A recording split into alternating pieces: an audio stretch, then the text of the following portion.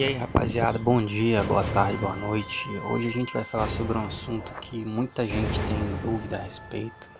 Então a gente vai esclarecer, assim, tentar esclarecer um pouco para ficar mais claro na hora da leitura da Escritura Sagrada. Então o assunto de hoje é o Leviatã. A besta marinha, né, o crocodilo, o senhor das águas. Então vamos consultar aqui as escrituras e vamos ver o que ela fala.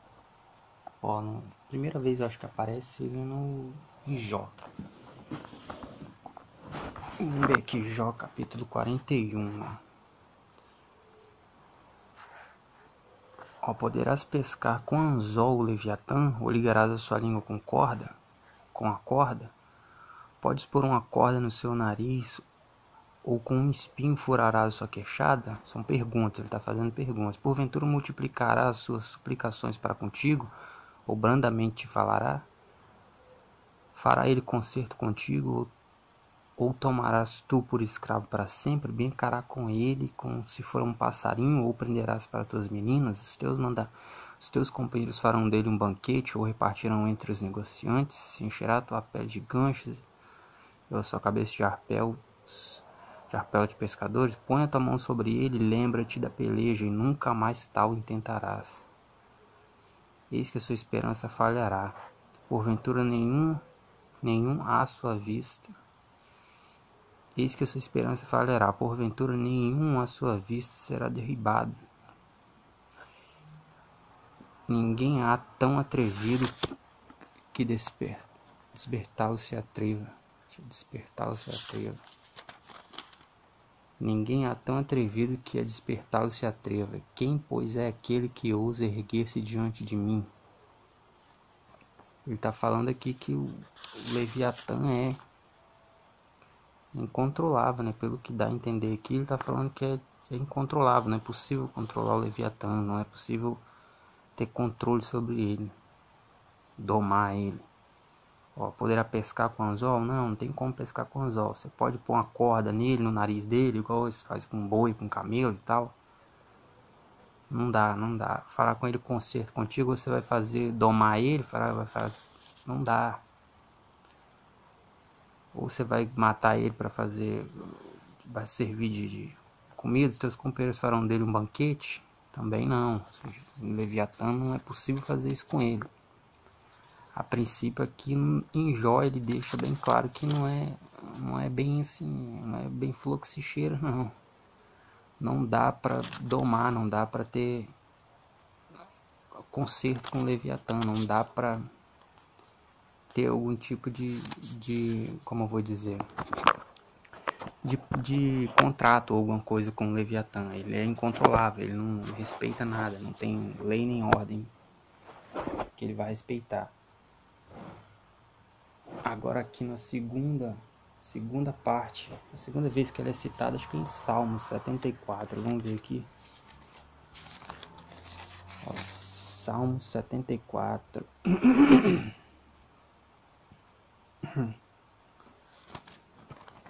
No 14 ele fala sobre o Leviatã, mas vamos ler aqui a partir do 10º versículo, 74, 10º versículo. Até quando, ó Deus, nos afrontará o adversário, blasfemará o inimigo, o teu nome para sempre? Uma pergunta.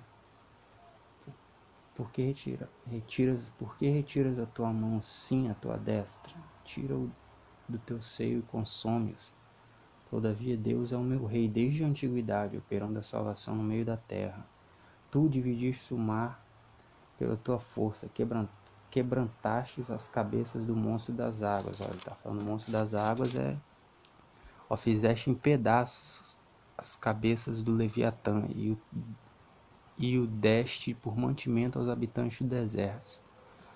Fizesse em pedaço a cabeça do Leviatã, tá aqui no versículo 14. Ó, no 13, tu dividiste o mar pela tua força. O mar, se vocês não sabem, o mar profeticamente é um símbolo dos povos, das nações, para os mares. Aqui ele já está meio dando uma direção. Dividiste o mar pela tua força, que dividiu o mar pela força, como fez com Babel.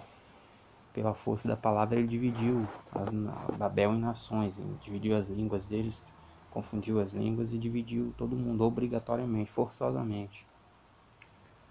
Quebrantaste as cabeças do monstro das águas, quebrou o poder do... A cabeça é o líder, né? Quebrou os líderes dos monstros das águas, líderes dos povos, fizeste em pedaços as cabeças do Leviatã. Que dá a entender que ele simbolicamente está falando que ele despojou os poderosos despoja os poderosos dos povos, os reis, os governantes e tal. Aí já tá ficando um pouco mais claro aqui que o Leviatã, ele não tá bem falando de um monstro, de alguma coisa que pode ser controlada, um jacaré, um crocodilo, um kraken, como é visto nos filmes e tal. Isso é, meu ver, isso é meio balela, conversa pra boy dormir. Aqui está deixando mais claro que ele se trata de uma referência simbólica. Não é bem... Tá mais pro lado de que Hobbes fala, Thomas Hobbes, que é um filósofo. Eu estudo filosofia, mas eu não sou muito fã dele. Mas ali eu acho que ele tinha razão. Ele fala, o Leviatã é mais um poder político, o poder que sobe das águas, e as águas simbolicamente são os povos, as nações. E qual o poder que vai subir das águas, sair dos povos e das nações? Mas não é singularmente ninguém, nem se refere a ninguém especificamente enquanto pessoa, indivíduo e tal. Mas ele sai das nações, é um poder que sai das nações, mas não é identificável com uma nação somente ou com um povo somente, entende? É um governo, um estado. Todas as nações têm, mas ele não é definido como uma pessoa ou definido por algum indivíduo ou por alguma série de indivíduos. Ele é o poder que sai do povo, é o monstro das águas, simbolicamente falando. Mas vamos continuar em Isaías. Olha que ele fala, naquele dia o Senhor castigará. Isaías, o profeta, fala, naquele dia o Senhor castigará com a sua dura espada, grande e forte, o Leviatã, a serpente veloz, o Leviatã, a serpente tortuosa, e matará o dragão que está no mar. Olha, o Leviatã está sempre associado ao mar, entendeu? E Isaías, o livro de Isaías é um livro profético também. Que ele deixa também mais claro que o dragão matará o dragão, a serpente tortuosa, Leviatã, que está no mar. Leviatã habita o mar. E o mar a gente sabe que simbolicamente ele está falando dos povos, das nações, né? Então aqui ele deixa mais uma vez evidente que ele não está falando de uma criatura, ele está falando de uma instituição, de um tipo de poder. Não de instituição propriamente dita, mas assim de um poder instituído pelo povo. Que é pelo povo, esse poder sai do povo, sai dos mares. Ele pertence aos mares, às nações, aos povos. Então dá a entender bem que é o Estado. Se trata de um governo, de um poder estatal, de um poder governamental. Em Ezequiel aqui ele fala também um pouco mais. Vamos ver o que ele está falando aqui em Ezequiel para a gente concluir. Fala e diz, assim diz o Senhor Jeová, eis-me contra ti, ó Faraó, rei do Egito, grande dragão que pousas no meio dos teus rios e que diz, o meu rio é meu e eu fiz para mim, mas eu porei anzóis em teu queixo. Ó, aqui ele tá dizendo de novo, o dragão comparando um poder estatal, um governo, o faraó, um governante, o faraó como um dragão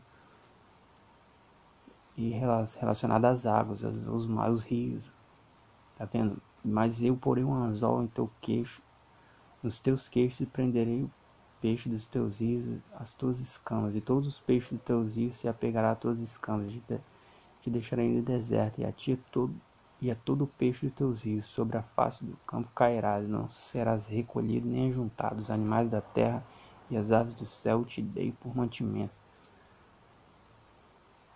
E saberão todos os moradores do Egito que eu sou o Senhor, porque se tornaram um bordão de cana para a casa de Israel.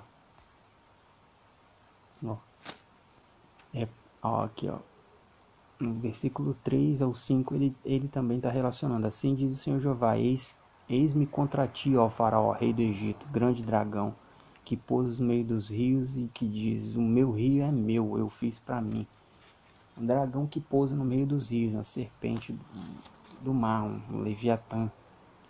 Ele não está falando leviatã aqui, mas está deixando meio que subentendido aqui que é relacionado os povos são relacionados às águas, e diz, ó, o meu rio é meu, eu fiz para mim. Assim, o meu povo é meu, eu fiz para mim. E não é bem, tá dando a entender isso. Não sei se está dando para tá ficando claro para vocês, mas ele está dizendo aqui, para mim tá bem claro.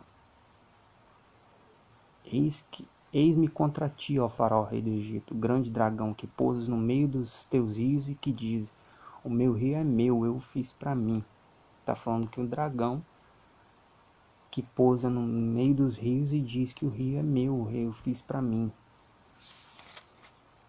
Os povos são meus, os povos eu fiz para mim. Isso que está deixando subentendido. O dragão é o poder governamental dele, né? Seria, no caso, o poder do faraó, o poder que ele exerce sobre o povo, sobre as águas.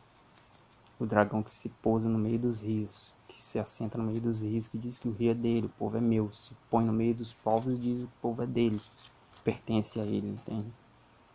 Aqui mais uma vez ele está deixando bem claro que a serpente o dragão que se assenta nas águas, o Leviatã, a serpente do mar, é um poder estatal, não é uma pessoa, não é uma criatura, não é um indivíduo, é um poder estatal que não é estabelecido, foi criado pelas águas, é fortalecido pelas águas, mas não é ninguém definidamente um indivíduo das águas. Não sei se está dando para entender, não sei se está ficando claro. É um poder estabelecido pelas águas, mas não pertence às águas. Ele é um poder incontrolável. Como eu disse em Jó, você não pode controlar, não pode amansar ele, não pode domar, não pode fazer nenhum acordo com ele. Ele é incontrolável. Isso que está deixando aqui claro. O Leviatã é um poder estatal que sai dos povos, é um poder governamental que é criado pelos povos, sai dos povos, mas os povos não conseguem controlar ele é incontrolável, ele é um poder incontrolável. Vamos ver mais um finalzinho, Ezequiel 32, ele também fala, segundo versículo. Aí ele fala mais uma vez, desde o primeiro versículo, vamos ver aqui, ó. E sucedeu que no ano sucedeu que no ano duodécimo, no mês duodécimo, ao primeiro do mês veio ao primeiro no mês duodécimo ao primeiro do mês, veio a minha palavra do Senhor dizendo: Filho do homem, levanta uma lamentação sobre o faraó, rei do Egito, e dize: semelhante eras a um filho de leão entre as nações, e tu foste como um dragão nos mares, e feria os seus rios, e turbava as águas com os teus pés, e sujava os teus rios. Assim diz o Senhor Jeová: portanto, estenderei sobre ti a minha rede com o ajuntamento de muitos povos, e te farão subir na minha rede, assim diz o Senhor Jeová. Portanto estenderei sobre ti a minha rede com o ajuntamento de muitos povos, e te farão subir na minha rede. Então te deixarei em terra, sobre a face do campo te lançarei, farei morar sobre ti todas as aves do céu, e se fartarão de ti os animais de toda a terra.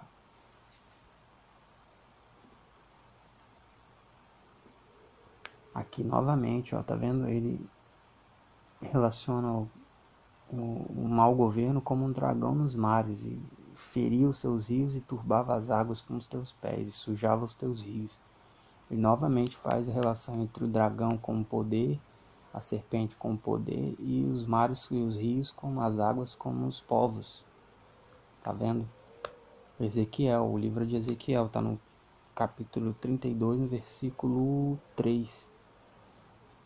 No versículo 2 em diante, até o versículo 5, que eu porei, quinto versículo, e porei as tuas carnes sobre os montes e encherei os vales da tua altura.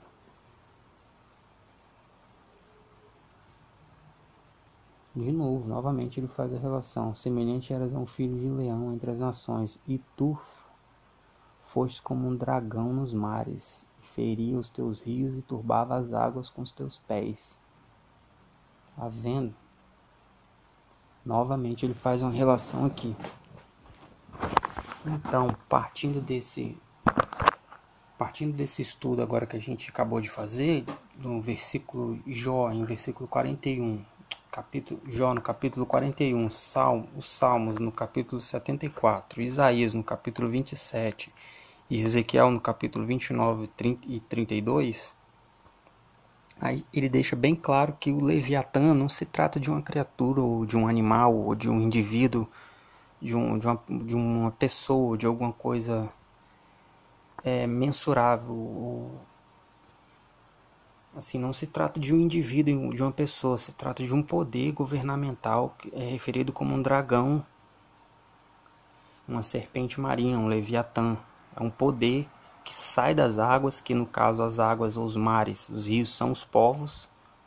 Ele sai das águas, mas ele não é controlável. Ele não pode ser controlável pelos povos, que são as águas. Ele sai das águas, ele é criado pelas águas, mas ele não é controlável pelas águas. Ele não se pode fazer nenhum acordo, como a gente viu em Jó. Não se pode fazer nenhum acordo, não se pode dominar ele, não se pode domar ele. Ele é incontrolável. Então ele não pode ser uma criatura, alguma coisa que palpável, física, empírica. Ele não é dessa forma que ele está deixando claro aqui nos textos. Ele é um poder estatal governamental que emana das águas, dos povos. Dessa forma que eu entendo, partindo da leitura das escrituras que a gente acabou de fazer. Então, se você tem alguma opinião ou alguma sugestão a mais a complementar o nosso estudo, ou se você é de uma opinião contrária, ou se você concorda, deixe nos seus comentários. A gente vai ficar muito feliz em compartilhar esse estudo com o maior número de pessoas possíveis, para que a verdade seja esclarecida ao máximo possível, para que a gente possa ter uma compreensão mais perfeita da Escritura. Eu deixo vocês na paz do Senhor Jesus e muito obrigado pela atenção. Fiquem todos na paz de Deus. Amém. Tchau.